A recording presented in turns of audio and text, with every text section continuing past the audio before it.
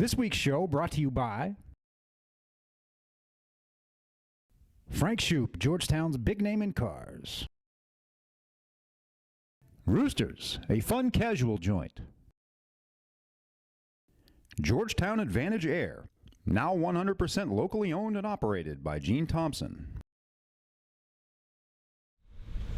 Welcome to the News Graphic Scott County Cardinals Coaches Show with Coach Jim McKee. I'm Kal Oakes. And Coach, how was your bye week?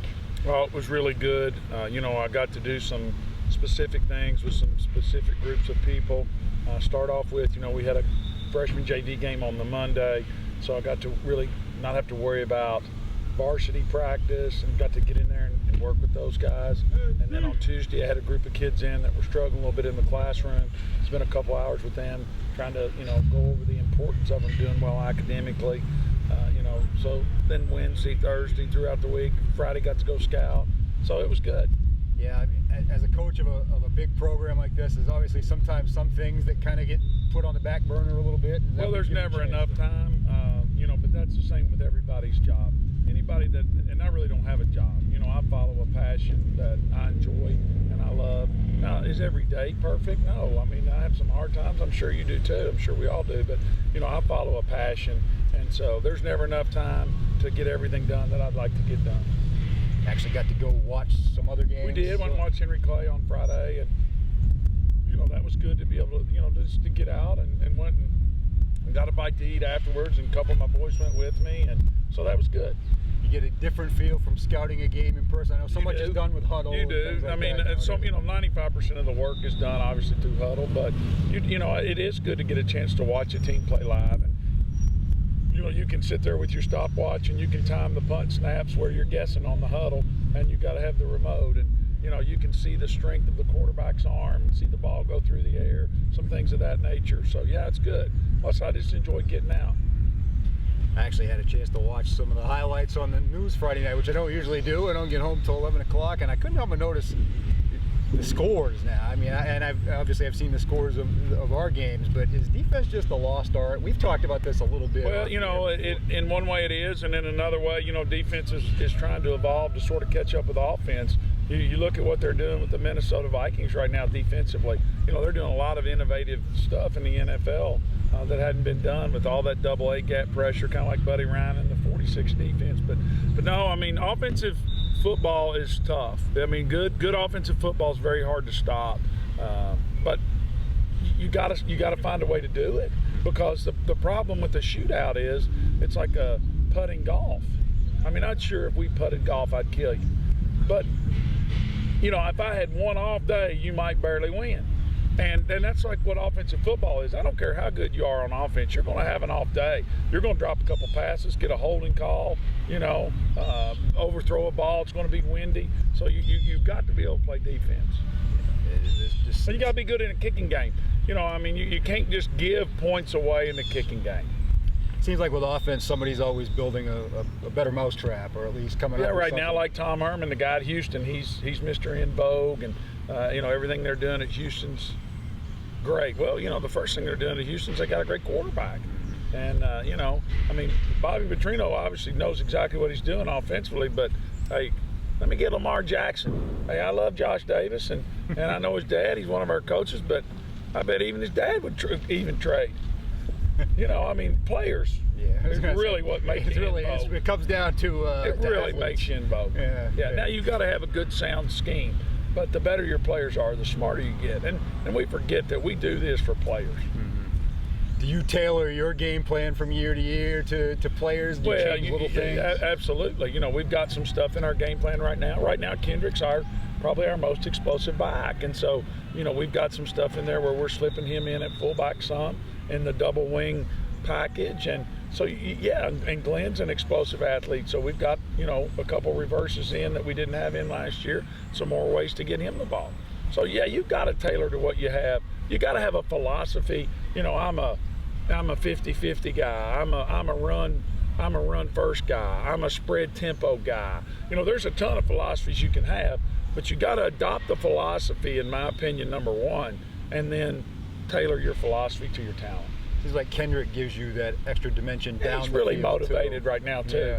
I think he's big, he's strong, he's fast, and he's playing really hard on Friday nights, and that helps. Yeah. You said you scouted Henry Clay. What challenges do they? Well, they're present? fast. They're fast, and I would say over the years they've been our biggest rival year in, year out. Now we've had the upper hand of the rivalry in the last several years. I think we haven't lost to them since the 2010. We lost them in the regular season. So 11, 12, 13, 14, 15. We've beaten them 5 years in a row, and we've beaten them a couple times in respective years. Once in the regular season, once in the playoffs. But they want to win.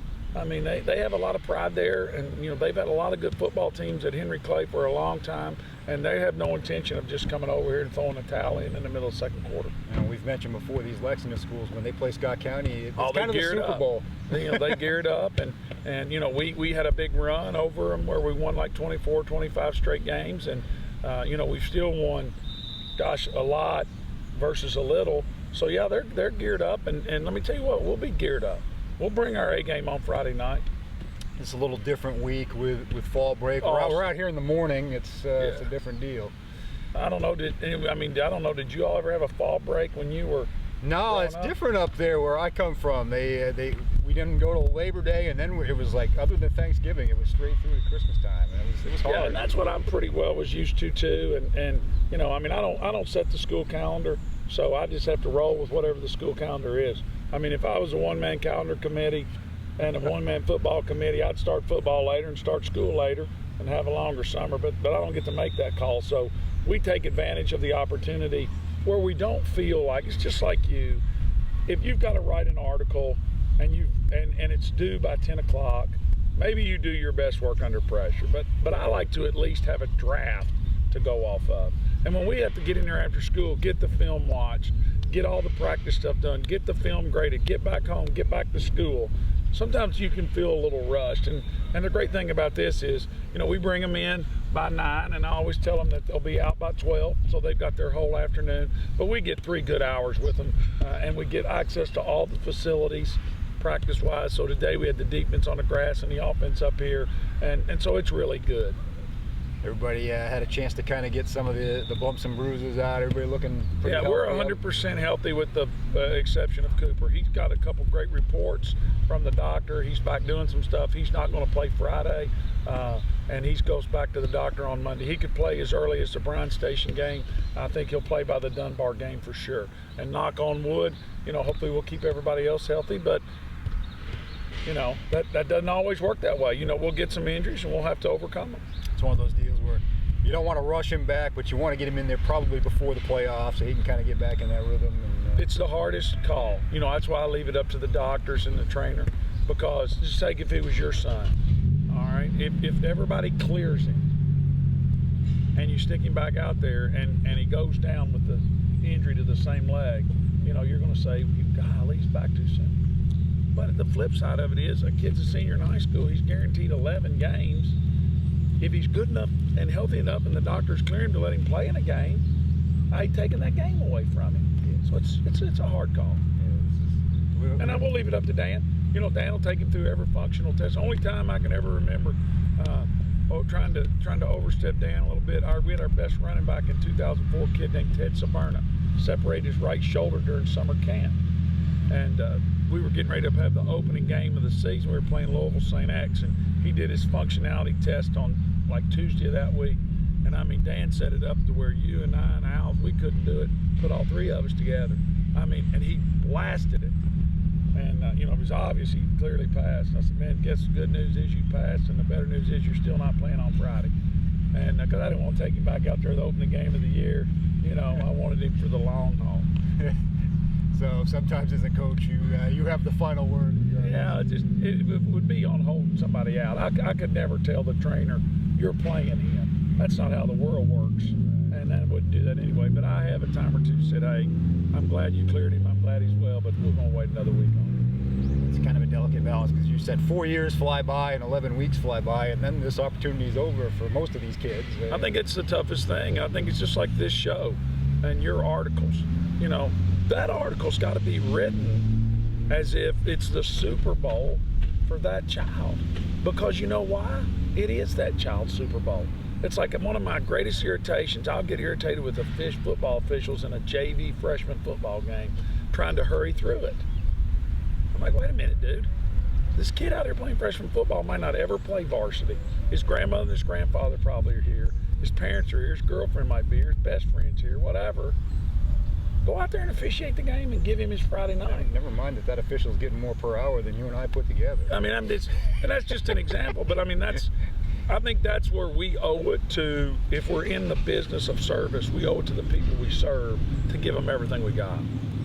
That's the final word this week from Coach McKee. We also spoke with Colby McKee and Sean Harp, got their thoughts on this week's game and the games coming ahead. Let's see what they had to say.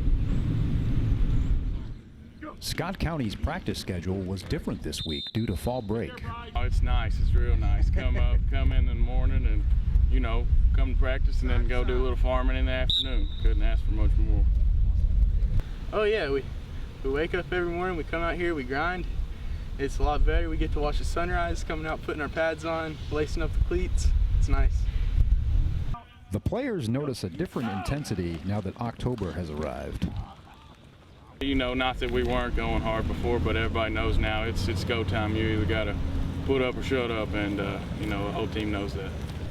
We had a couple tough losses that really should not have happened, and it made us realize that there are teams just as good as us, if not better, out there that we have to rise above and conquer.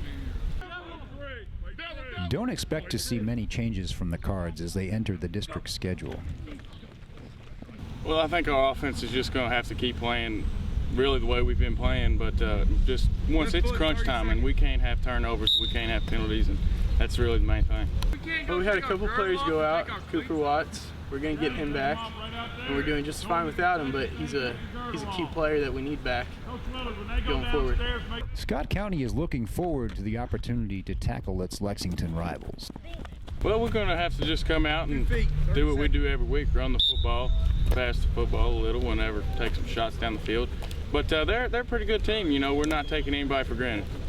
We're definitely just as serious as all the other games, but we take it to heart a little bit more. Henry Clay's our big rival, as always, and it's going to be a good week to really get fired up and go out there. No doubt. These Lexington schools, those districts, any Lexington school we don't like. We're going to win. Well, Lexington teams don't like it because we are the best in the Bluegrass, and that stands to be true, and we still are, and we will be at the end of the season, and that's just how it is.